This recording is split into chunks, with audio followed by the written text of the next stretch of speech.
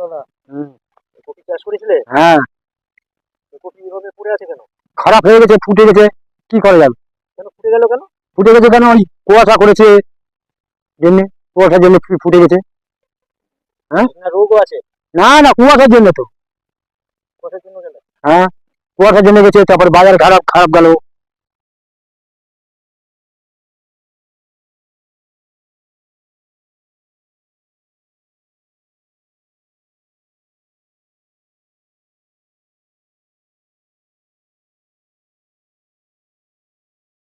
দাম দিয়ে কপি খাবো নাকি? খেতে হবে, কি করা যাবে? সবই মোটামুটি সব কিছুই কি এরকম হয়ে গেছে নাকি? হ্যাঁ, যার গেছে পুরো গেছে তার। যার গাছে পুরো গেছে? হ্যাঁ, ওই মাঠে একজনের গেছে, সে 5,000 চারাটা নষ্ট হয়ে গেছে। 50,000 চারা? হ্যাঁ, এই সমস্যার সমাধান কি? সমাধান কি করবে আর? কি করবে? সমাধান কিছু জানো? কিছু মাথায় বেরোচ্ছে যে কি এইটা করলে ওইটা হতো?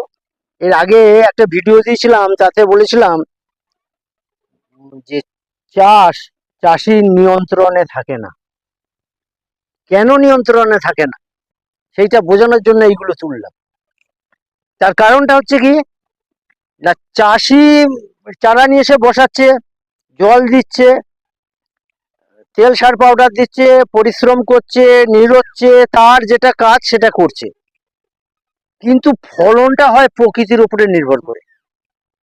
কিন্তু চাষির কাছে যদি এই ধরনের কোনো কেমিক্যাল বা এই ধরনের জন্য কোনো ওষুধ বা সেই রকম যদি কোনো প্রক্রিয়া থাকে, যে ধরুন ওই কপিগুলোতে স্প্রে করে দিল, ধরুন কুয়াশায় নষ্ট হয়নি, আপনার বৃষ্টিতেও নষ্ট হয়নি, রোগেও নষ্ট হয়নি, কিন্তু দাম নেই এখন বাজারে।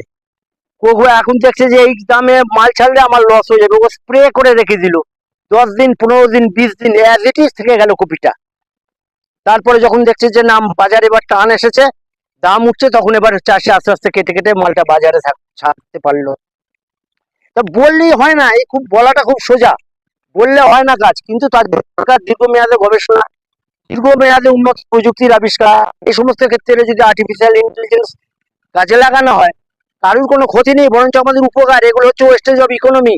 যে মানুষটারই পয়সা যাক না কেন, তার বরবাদ হচ্ছে সেও এই সমাজের মানুষ। সমস্যা যে জায়গাগুলো সেইগুলো তুলে ধরার চেষ্টা করছি। তার কারণটা কি, না আজকে থেকে চেষ্টা করলে নিশ্চয়ই আগামী দিনে যদি গবেষণা বা রোগ ধরা পড়লে রোগের ওষুধও আস্তে আস্তে তৈরি হতে পারে, সেই উদ্দেশ্য নিয়ে দেওয়া। ভিডিও যদি ভালো লাগে লাইক সাবস্ক্রাইব করবেন, চ্যানেলের সাথে জুড়ে থাকুন, বেল আইকনটা টিপবেন দুবার, তাহলে ভিডিওগুলো ছাড়া মাত্র এই ধরনের ভিডিও, বাস্তব অর্থনীতিতে অ্যাকচুয়াল অবস্থাটা কি সেটা বোঝানোর জন্য এই ধরনের ভিডিওগুলোকে তুলে ধরা। নমস্কার।